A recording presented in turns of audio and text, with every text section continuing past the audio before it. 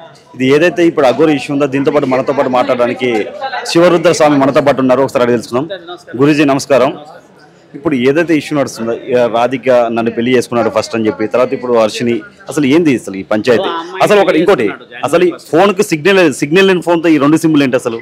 ఇప్పుడు ఆయన గారు తెలివిగా ఉపయోగిస్తున్నాడు. ఆయన ఫోన్ ట్రాపింగ్ లో ఉందని కొంతమంది చెప్పారంట. అందుకని ఆయన ఏం చేస్తున్నాడు, ఆ ఫోన్లన్నీ వేరే మార్చుకొని ఇప్పుడు కొత్త సిమ్ తీసుకున్నాడు. నిన్న మొన్న ఆయన ఎక్కడో నుంచి వీడియో తీసి పెడుతున్నాడు. లైవ్ ట్రాక్ కాకూడదని వీడియో తీసేసి ఎక్కడో సిగ్నల్ ఉన్న దగ్గర పెట్టి అక్కడ నుంచి చనిపోతున్నాడో మనకు తెలియదు. ఇప్పుడు ఈ అమ్మాయి రాధికకైతే నిజంగా అన్యాయం జరిగింది. అమ్మాయిని మాటల ద్వారా ప్రేరేపించేసి శారీరకంగా ముందుకు తీసుకెళ్ళిండని కూడా పైన కమిషనర్ గారికి చెప్పారు. కమిషనర్ గారు కూడా దానికి విన్న తర్వాత కేసు తీసుకున్నారు, ఎండోర్స్మెంట్ కూడా ఇచ్చారు.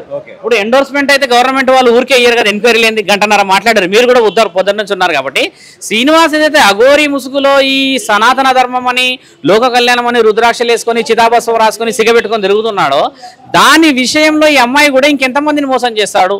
మొన్నటిదాకా తల్లి కూతుళ్ళు అనేసి ఒక్కసారిగా పెళ్లి అనేసరికి నేను రియాక్ట్ కావాల్సి వచ్చింది. 3 లక్షల పైగా అమౌంట్ ఇవ్వాల్సి వచ్చింది. అది కాలభైరవ విగ్రహం ఇవ్వాల్సి వచ్చింది. అక్కడ ఇందులోనే నేనున్నా అని చెప్పిండంట. ఎన్ని విషయాలు చెప్పినట్టు ఆ అమ్మాయిని ఇప్పుడు నువ్వు తప్ప ఒప్పడం కంటే ముందు ఇంకా విషయ వివరాలు సేకరించాల్సిన అవసరం ఉన్నదనే చెప్తున్నాం. ఇప్పుడు శ్రీనివాస్ చేసుకున్నాడు పెళ్లి, అక్కడ తాళి కట్టుకున్నాడు. ఆ తాళి కట్టితే చట్టపరంగా నడవదని చెప్పేసి ఇప్పుడు న్యాయమూర్తులు కూడా చెప్తున్నారు. కాబట్టి ఈ అమ్మాయి కూడా న్యాయం ఏమంటుంది, వేరే ఆడవాళ్ళని కూడా అలా తప్పుదోవల పట్టించకూడదు, మద్యం మత్తులోనే ఏమేమో చేసుకోవాల్సిన పరిస్థితులు ఉన్నాయని ఆవిడ విషయం. మీరు కూడా ముందుకు వెళ్లాల్సిన అవసరం ఉన్నది. కాబట్టి ధర్మరక్షణ కోసం అని చెప్పి ఒక సాధుని కాబట్టి నేను అఘోరా ఆ వేషాధారణని సనాతన ధర్మం వైపు అపవాదం వచ్చే విధంగా చేయకూడదని నేను ముందుకు రావడం జరిగింది. ఇప్పుడు ఎవరైతే రాధిక ఉందో ఆమె దగ్గర ఎలాంటి ప్రూఫ్స్ ఉన్నాయి? ఇప్పటివరకు ఎంత మనీ ఇచ్చింది? 3.5 లక్షలు ఇచ్చింది. ఫోన్ చాటింగ్ ఉంది, ఫోన్ పే రికార్డింగ్ ఉంది. తర్వాత మళ్ళీ ఇద్దరు దిగిన ఫొటోస్ పంపించాను, నేను మాట్లాడుకున్న రికార్డింగ్స్ ఉన్నాయి. ఇద్దరు ఏకాంతంగా 3 నెలల్లో ఆయన చాలాసార్లు వచ్చిపోయినట్టు. వాళ్ళ మామయ్య ఉన్నారు కదా ప్రత్యేకంగా ఏకాంతంగా ఉన్నది. వాళ్ళు కూడా కుటుంబంలో చాలా సీక్రెట్గా ఫీల్ అవుతున్నారు, వాళ్ళు అలా చెప్పకూడదు అని. ఇప్పుడు మీరు వచ్చి అడిగేసేసి చెప్పాలంటే ఆవిడ చెప్పాల్సింది న్యాయపరంగా చెప్పింది, అడ్వకేట్ని కలిసింది కాబట్టి న్యాయపరంగానే పోతుంది. ఇప్పుడు మీరు అందరూ వీడియో రికార్డింగ్ చేయడం తప్పితే న్యాయం అయితే చేయరు కదా, న్యాయం చేయాల్సింది అధికారులు. కాబట్టి అధికారికంగా ఇచ్చింది.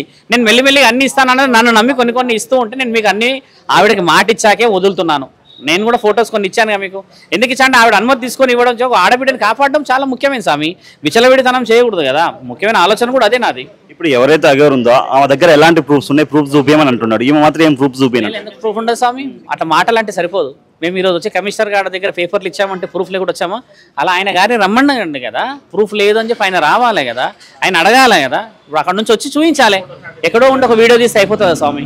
అట్లా మాట్లాడద్దు. ఇప్పుడు నేను ఎలా ప్రూఫ్తో మాట్లాడుతున్నా, ఆయన కూడా అలా వచ్చే అధికారం ఉంది కదా. వచ్చి నేను ఇది అని చూపించమని చెప్పు. అలా నేను దానికి ఏకీభవిస్తాను. శ్రీనివాస్ని కూడా నువ్వు ఇది చేసావు అని చెప్పట్లేదు ఆయనకి. నువ్వు ఏం చేసావు వచ్చి నిర్ధారణ చేసుకునే హక్కు లేదా? మంగళగిరిలో కేసు వేసారా? మరి వాళ్ళ పేరెంట్స్ ఏడుస్తున్నారా? వచ్చారుగా, మరి వాళ్ళకి అక్కడ సమాధానం చెప్పకూడదా? 15 లక్షల కేసు అది అయ్యిందా? వాళ్ళకి వచ్చి సమాధానం చెప్పకూడదా? ఇలానే అన్నీ ఉన్నప్పుడు మరి ఆయన అక్కడ ఉండేసి చెప్పడానికైనా ఆయన అంత పెద్ద సనాతన ధర్మవాది, అంత పెద్ద సాధు అఘోరాలకి పెద్ద పీఠాధిపతి ఆయన. ట్రాన్స్జెండర్గా ఆయన ఉన్నది లేనిది మార్చుకొని తిరుగుతూ వీడికి వచ్చేసి సనాతన ధర్మం అనేసరికి అందరూ నమ్ముతున్నారన్న ఆ విషయాన్ని బలహీనతగా తీసుకున్నాడు. ఆయన నోటితో ఆయనకి చెప్పించకపోతే, మీకు నేను చెప్పిన విషయం నిర్ధారణ కాకపోతే నన్ను అడగండి. అప్పుడు మీరు వర్షిని వాళ్ళ మమ్మీ డాడీ వాళ్ళు వచ్చారు, ఏం చెప్పారు? నాకేం చెప్పలేదు. వర్షిని వాళ్ళ అమ్మ నేను వాళ్ళతో మాట్లాడుతా అన్నారు. నేను ఇంకా వాళ్ళతో మాట్లాడలే. జస్ట్ ఒక 5 నిమిషాలల్లా మాట్లాడి కలిసి కాళ్ళు మొక్కి ఆశీర్వాదం తీసుకొని న్యాయం జరుగుతుందిలేమో అని చెప్పినా వాళ్ళు బయటకు. వాళ్ళ ఆరోగ్యాలు బాగాలేవు పాపం, అంత బలహీనంగా కనబడుతున్నారు. తల్లిదండ్రులు ఊసరం ముడితే బాగుంటుందా స్వామి? కాబట్టి అది ఆలోచన చేయండి మీరు. అలాంటి వాళ్ళని ఎవ్వరు కానీ లైఫ్ లో ప్రాబ్లమ్స్ ఉన్న వాళ్ళు వెళ్ళి కలుస్తారు తప్ప ఏ ప్రాబ్లమ్స్ లేకుండా ఉన్న వాళ్ళు ఎవరు కలవరు. అలాగే నేను కూడా వెళ్ళాను. నేను ప్రొవైడ్ చేయిస్తాను మీకు. నేను రేపటి వరకు నేను ఇప్పుడు కొన్ని ఇచ్చాను కదా మీకు ఇంకా కొన్ని కూడా ఇస్తాను. నేను అక్కడ పైన మాట్లాడి ఇవాళ మేము అఘోరిని సమర్థించొచ్చా? మరి ఆమె మీ వైపు చేస్తున్న అలిగేషన్స్ కావచ్చు, అన్నిటికీ మేము మరి సమర్థించాలి. నేను ఇప్పుడు కూడా చెప్పాను కదా, నేను చెప్పిన కాంట్రవర్సీ నేను చెప్పాను కదా. ఇప్పుడు ప్రూఫ్ చూపించడానికి ఎందుకు భయపడుతున్నారు? నేను భయపడలేదు. మీకు ప్రూఫ్స్ కావాలంటే ఫస్ట్ ఆమె రమ్మని చెప్పండి. ఆమె ముందుకు రమ్మని. ఆమె దగ్గర ప్రూఫ్స్ లేవు, ఆమె దగ్గర లేవు ప్రూఫ్స్. ఒక వీడియో పెట్టేసి నాకు కూడా ఒక ఛానల్ ఉంది, నేను కూడా ప్రతిదీ వీడియోలో పెడతా. అప్పుడు మీరు అందరూ ఛానల్స్ ప్రమోట్ చేసుకుంటారు. అలా ఏం లేదు. నేను కూడా పెడతాను. పేరెంట్స్ కంటే లేదు చెప్తున్నాను. కాదు మీడియా ఏమనుకుంటున్నారు ఏ విధంగా అమ్మా ఇక్కడ support చూడు చేయాలి ఇవాళ మేము ఇక్కడ అమ్మా ఇగో ఎల్లూరు శ్రీనివాస్ నీ దగ్గరికి రావాలి మాట్లాడాలి అప్పుడు అన్ని రుజువు చేస్తాం ఇలా చాట్ మాట్లాడాలి అయినా చూపించండి చాట్ అయినా చూపించండి రాడు చూపించు కదా చాట్ అగోరి చూపించమ్మా రాడు మేము అడగడానికి కదా అగోరియే రాడంటే కదా గురువు గారు, అగోరియే రాడు అంటున్నారు అగోరి కదా. రాడు అగోరి రాడు ఏడికి ఎందుకు రాడు వస్తాడు ఏడికి రాడు ఇక్కడ ఈమె అంటుంది వస్తే నేను ప్రూఫ్ చూపిస్తా అంటుంది వాడు రాడు ఈమె చూపించు లేదు అట్లాంటిలేనమ్మా మీరు మీరు అడిగారు చాట్ డీటెయిల్స్ ఇస్తా అంటే కదా నేను చెప్తా నా దగ్గర ఆయన చాట్ రాజా ఉంది, ఫోటోలు చూడు అమ్మా ఉన్నాయి, నా మాట వినండి. చూపించాలి అంటున్నా నేను ఇమేజ్ పబ్లిక్ గా పెడతా ఇప్పుడు చూపించండి ఇప్పుడు పబ్లిక్ గా చూపించండి చూపిస్తా చాట్ చూపించండి చాట్ ఒక్క నిమిషం, కొంచెం మనం బ్యాక్ వెళ్తే చూపించండి చాట్ చూపించండి కన్వర్సేషన్ వాయిస్ మెసేజ్ అన్నది మాకు అనవసరం నిన్న రిలీజ్ చేసిన ఆడియోలో అగోరి ఈమెతో చాట్ చేసిందా అన్నదే కావాలి అకౌంట్ డీటెయిల్స్ మాత్రం ఉన్నాయి, చాట్ ఉన్నది నేను పైన పేజ్ సబ్మిట్ చేస్తాను. అది లేదు, ఇందులో లేదు, అందులో లేదు. ఏదున్నా సరే మాకు కావాలండి అది చూపించండి, అది చూపెట్టండి సార్ ఇప్పుడు వీళ్ళకి అది చూపెట్టండి.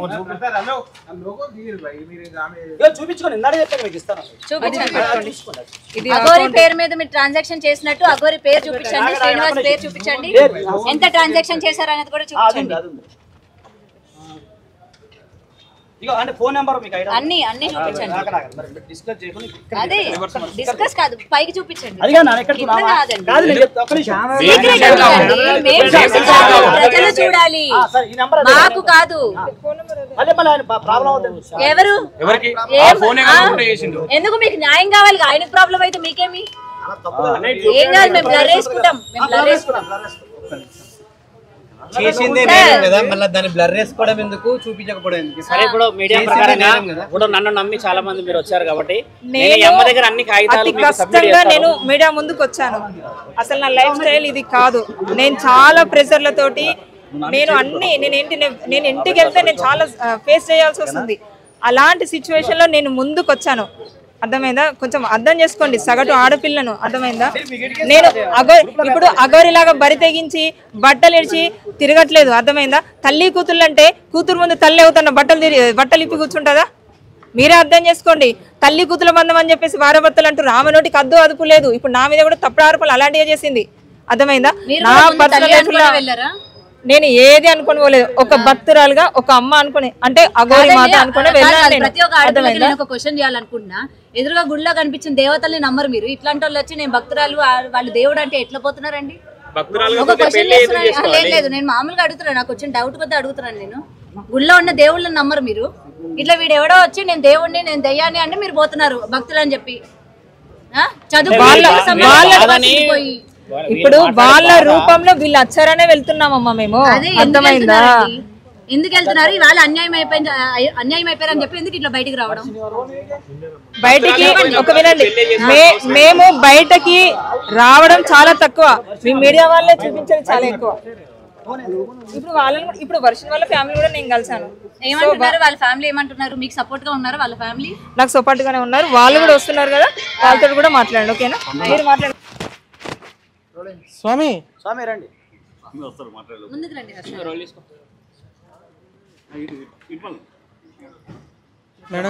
మేడం గారిని కలిసి ఇలా అల్లూరి శ్రీనివాస్ మీద కంప్లైంట్ ఇవ్వడం జరిగింది. ఆవిడకి అన్ని ప్రూఫ్స్ ప్రొవైడ్ చేశాము.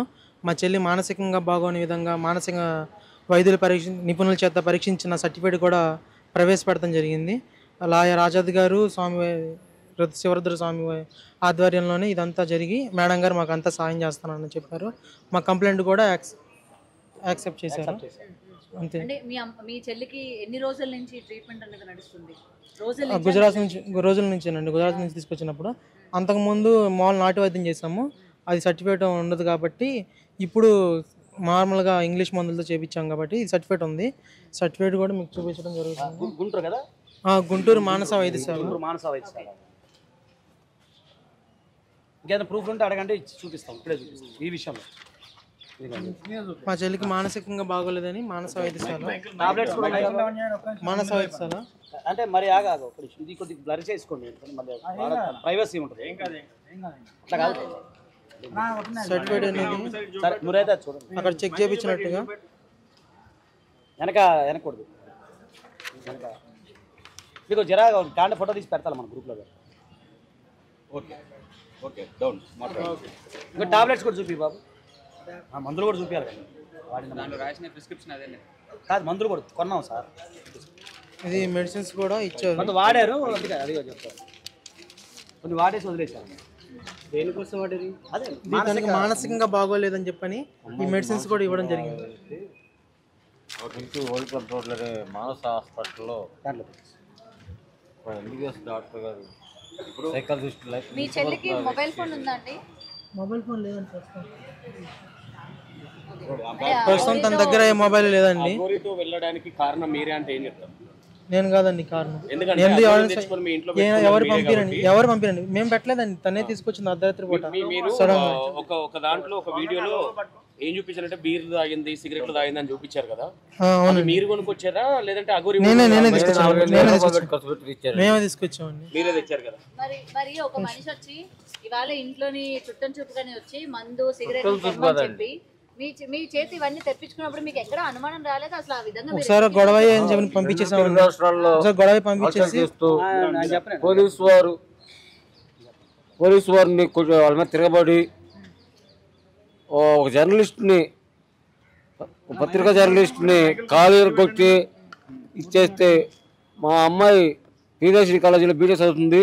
బీటెక్ చదువుతూ కాలేజీ నుంచి ఇంటికి వచ్చేసరికి ఇట్లా లేడీ అగోరు అలసలు చేస్తుందని చెప్పి తెలిసి పప్పాని వెళ్ళి చూసేస్తాను సరే అని ఉంది.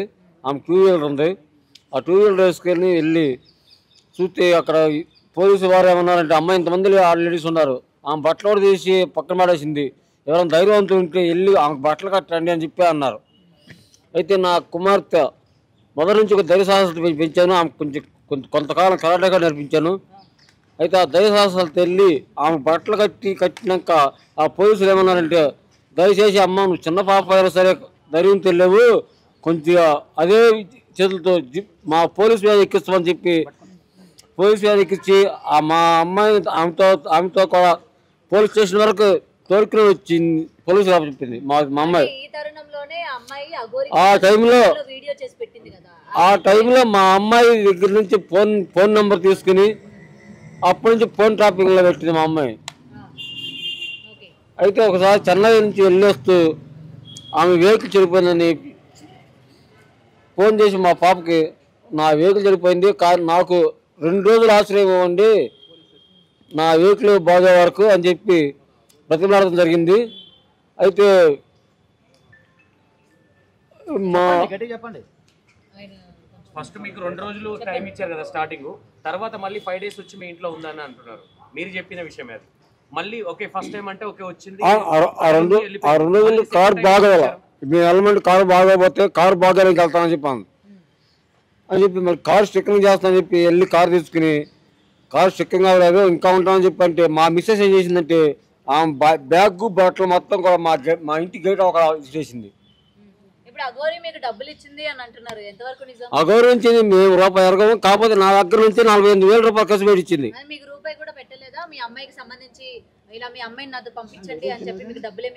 డబ్బులే ఇవ్వలేదు, కాకపోతే మీ అమ్మాయిని పంపించండి, మీ అమ్మాయిని ఒక సాధకాలను మంచి ప్రయోజనాలను చేస్తాను అని చెప్పని 3 crores 3 crores చెక్ రాసింది.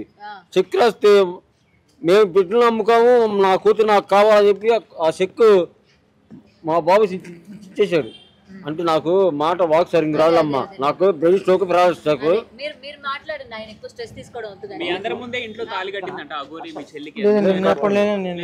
నాకు తెలియదు.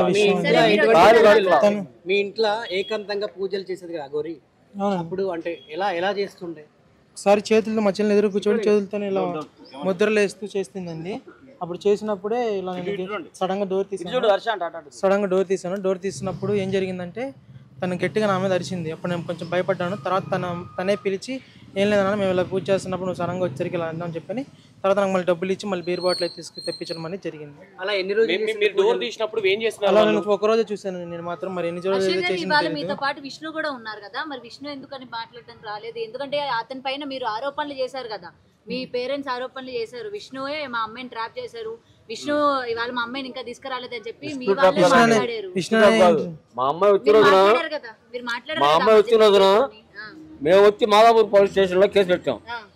మీ స్టూడెంట్ లో ఇది జరుగుతుంది, మా అమ్మాయిది ఇంటర్వ్యూ జరుగుతుంది. అయితే పోలీసులు వాళ్ళ పేరెంట్స్ వస్తున్నారని చెప్పి ఎంతమంది మీకు ఫోన్ చేస్తే యాంకర్ మాధురి గారు యాంకర్ నుంచి తల తీసి పంపించారు మా అమ్మాయిని. బిగ్ టీవీ యాంకర్ మాధురి గారు అని ఒక ఆమె ఉందంట, ఆమె తలపించి పంపించేశారు. మమ్మల్ని లోపలికి ఎలా చేయాల, పోలీసులు కానీ మా పేరెంట్స్ కానీ లోపలికి ఎలా చేయాలి బిగ్ టీవీ యాజమాన్యం. కాదండి మేము ఆపితే ఆగిపోతుందా మీ అమ్మాయి? ఇప్పుడు అంతమంది పేరెంట్స్ ఉన్నారు, ఆపలేని అమ్మాయిని మేము ఆపితే ఆగిపోతుందా? విష్ణు లేడన్నా? లేదు కంప్లైంట్ ఇస్తున్నారు, వచ్చారు, విష్ణు వచ్చాడు. కంప్లైంట్ ఇస్తారు పైన మేడం గారు. నాకు ఈ క్వశ్చన్ కి ఆన్సర్ చెప్పాలి హర్ష గారు. నేను మీతో ఫోన్ లో మాట్లాడినప్పుడు నేను అడగడం జరిగింది కదా, మీ పేరెంట్స్ అమ్మాయిని తీసుకురాలేదు, విష్ణు పైన మాకు నమ్మకం లేదండి, విష్ణు పైన మాకు అనుమానంగా ఉంది, మేము పోలీస్ కేసు పెట్టాలనుకుంటున్నాము, అమ్మాయిని ఏం చేశాడో ఏంటో అని చెప్పి మీ పేరెంట్స్ ఇలా మాట్లాడుతున్నారు. మా నాన్నగారికి హెల్త్ బాగోదండి, అలాగే వేరే వాళ్ళు చెప్పడం వల్ల అలా చేశాడని చెప్పిన తర్వాత ఆయన చెప్పడం జరిగింది. అసలు విష్ణు లేకపోతే మా చెల్లిని మేము గుజరాత్ నుంచి కూడా తీసుకురాలేము. మాకు